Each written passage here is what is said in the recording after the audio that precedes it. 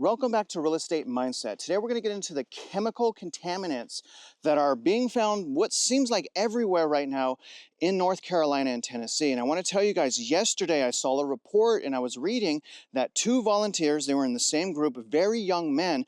One of them, young man, had a heart attack. He's in the hospital right now. His other buddy had a massive allergic reaction and his whole left side of his face appears to have been swollen. The doctors are saying that's because of a chemical burn. So this video, we're going to go into as much as we can, the safety issues out here, how to stay safe, how to decontaminate, how to do all of those things. But I had to make a special appearance because I had to plead with you guys for help. And I didn't want to tell this story. You guys know I came out here to allow the people on the ground, the citizens and the volunteers here to tell their story. But it's time for me,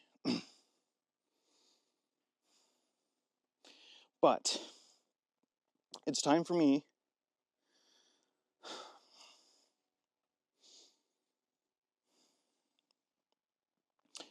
to try to compose myself enough to plead with you guys for help. Because Lewis and his team and that entire community and surrounded by the firehouse that we've been helping is in dire need of some type of help or divine intervention, but they are being kicked out. We have to be out of there by noon on Sunday. Now, I want to make clear that's not a result of the firemen or the chief. They've been extremely grateful, but I do want to say this, and this is not Lewis, this is entirely me, but I'd like to find out who's responsible for shutting down that team and closing down the firehouse for the STAR team. And I'd like to ask them, why are you doing that to your constituents, to the taxpayers? The taxpayers are your boss. And by you removing this team out of that community, you are hurting them greatly because that team has been here for that community the whole time. So I would encourage anyone that knows who's responsible for that, please email me their name because what I'm going to do is make a special video and a special project, and we're going to go under the hood and see whether or not it's a justifiable thing or whether or not whoever's responsible for that is corrupt. So I just wanted you to know we're coming. I'm here with Lewis once again, and we're going to go over some safety stuff about water, traveling, and things of that nature. And right now, Lewis has taken us here. This is from our last video. We're still out here kind of just doing recon. It's absolutely horrible out here. And you know, we've been hearing a lot of things, Lewis, about people's safety, physical safety, mental safety, chemicals. I posted something on my channel today where a volunteer had a heart attack and another volunteer rubbed his eye and his eye is swollen. So it seems like they may have gone, the doctor says a chemical rash, maybe they stumbled upon something, but can you warn any volunteer or SAR members or residents how, in the best of your opinion, we know you're not a professional, but what's the best way to stay safe out here if you're volunteering? One of the things we know about whenever there are floodwaters, and a lot of standard operating procedure for crews all over the world, really, is that these waters are very toxic because not only do they have chemicals from machinery and equipment, vehicles, there's also toxic materials that come from industry. So for example, in this particular flood, there may have been a warehouse or a manufacturer or a company along the riverbank that got swept away, and those materials or chemicals or hazardous materials ended up in the water.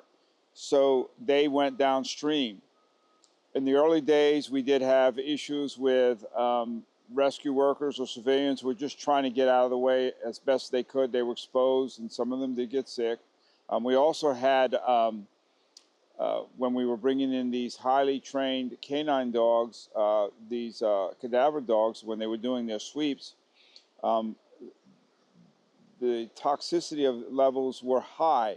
Now, when we start working, we do send water samples to certain areas. We send those off to be checked and to see just how bad they are. So in the early days, you know, it's typical for us to bring in cadaver dogs, but have them working for very, very short periods of time so that they're not overly exposed to these toxic levels. When we go in the water, we have full body suits designed to protect us from any sort of hazards that may be in the water. But 7 weeks out, a lot of the chemicals or gases have been gassed off. You have free-flowing water. A lot of that is diluting and washing away some of the chemicals. It doesn't mean that they've gone away. They've just gone further downstream. So we really would caution anybody to stay away from these waters downstream from the hard-hit areas. Because you're not sure what's in it. And if you have houses or wells near these areas, they need to be tested. We know that some wells have found E. coli and formaldehyde in them, for example. Is that what happened to Ashley? Is Ashley positive for lead in the water? Asheville? Asheville, there were a number of chemicals, and I did see some reports, I don't remember, but there are heavy metals. And we do have testing equipment that we can do on site that we can look for various types of hazards, including heavy metals. If someone gets exposed, what should they do immediately? Or if they think they're exposed to chemicals, what's the next best step? Anybody who thinks they're exposed to chemicals, I recommend that they go to the emergency room or the emergency department, and they can also contact the state hotline for that, and you can look that up online and get that information, and they should direct you to where to go. I also want to talk to you about the driving conditions. I know we talked about it in our last video in detail, but can you give us one more refresher, because there's a lot of people coming out here for help and we want to make sure everyone is safe. So how should people be handling these mountains through the winter? Well, we can start right now. We're not even in the winter. If you'll pan this way and look at this roadway, you'll see some cones there. Some of these people that are coming down and driving down these roads are not paying attention to the cones and the conditions of the road. So if they go around this cone and are not paying attention, they're going to end up driving right off the road, which, from what I understand, has happened a few times. But as we move into the colder weather, when we start seeing freezing temperatures and we start seeing ice and possibly snow this winter, the driving conditions on these steep inclines in these mountainous roads is going to be very dangerous. And so we really want to caution, if you don't live here or don't have a need to be here in some of these areas, especially these hard-hit areas, it's probably not a good idea to be out here. Louis, could you talk about your biggest concern? Will you just share your heart, the human element of who you are? What's your biggest concern right now? Well, for me, and listening to our medical teams that are out there, and these are state licensed RNs, nurse practitioners, physicians. One of the big things that we're seeing now is there is a huge mental health concern. Whenever you have an area that's been ravaged like this, it's very traumatizing for them. But you have those that are disadvantaged, you have others that have disabilities, and still others, you have an aging population. And the normal support systems that they would have as part of the community fabric have been torn apart here. And so these people, these patients, what we're seeing now is a lot of these patients are exhibiting serious signs of duress because they're coming in, they're not properly cleaning themselves, they have depression, they're exhibiting signs of trauma from having experienced this. Their normal support lines are no longer available to them. And so what ends up happening is that they don't know what to do. Many of the elderly are not able to travel. It's very difficult for them, so they can't come to their normal doctor's office or to maybe a clinic in the area. So there's going to be a tremendous need for medical support and mental health professionals working from remote stations that we're going to stand up several. We have put some in place now so that we can actually drive out to those locations with off-road side-by-side vehicles, taking these licensed state professionals to their actually where they live and where they're at in an attempt to try. My biggest concern is that as this moves on, you're going to see substance abuse increase, and you may even see the suicide rate begin to spike over the colder months. And this is a huge travesty, and we're going to try as best we can And I'm sure the state will as well, will try as best they can to meet that challenge and demand. Can you talk to them about your concerns with the rainy season and the icing of the roads, please? Well, the mountains are unstable. The mountains are always moving. That's a historical condition of the mountains here in the Appalachian, one of the oldest mountain ranges on the planet. What we see now is that because so much of the valleys and the waterways have been carved literally into the mountain, and you can see an example of this here. This waterway width is nowhere near where it used to be. It was much narrower, and you can go and look at the before and after photos, and you can see the difference. What has happened is when the water is eroding away sections of the valley or the area that the low-lying areas they call hollows that that the roads used to be on, it actually carves into the mountain, and that creates instability high in the mountain. So when we're flying over the area in helicopters, you can see every once in a while you'll see a peak with that very characteristic, dangerous U shape below it, which means that the earth has moved, shifted, and the area below it, there's a good possibility that there may be some more earth slides. Are you worried that when it rains just a little bit, we'll have more mudslides? Well, we've already seen mudslides when it wasn't raining, so it's the biggest concern, I think, is yes, if we have heavy rains, but also the freeze-thaw cycles as we move through the colder months, that could potentially cause it too. So I'm sure that the DOT is aware of this. They are monitoring a lot of these sites. They will close areas and work on them, hopefully ahead of problems.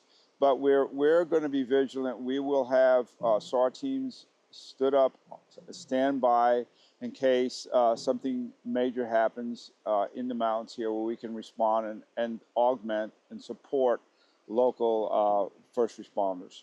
Can you talk about decontamination now? Like if someone were to come out here and volunteer, I was told to essentially almost burn my clothes, wash my truck. Can you talk about in your opinion, we know it's just your opinion, it's unofficial, but your boots on the ground, what's the best way to do decontamination? Well, those of us that were responding in the early days where we actually had contact with our protective clothing, with the water, those we actually did destroy, and then we got new equipment.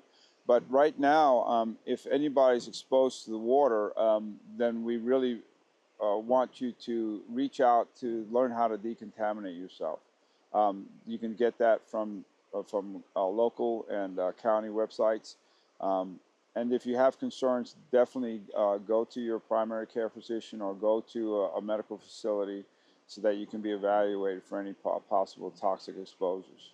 Can you tell us about the potential harm in not decontamination? You know, if you don't decontaminate, can you give us some thoughts on what danger and challenges that can create for when people go home if they're not taking that, seriously, potentially? Well, the other thing that's important is to understand is that there's dust. Whenever you have a lot of debris and sandy conditions, there's dust that flies in the air. So it's not just your eyes, it's your upper and lower respiratory tract that can be impacted. If you have anything on your skin, wash it off thoroughly.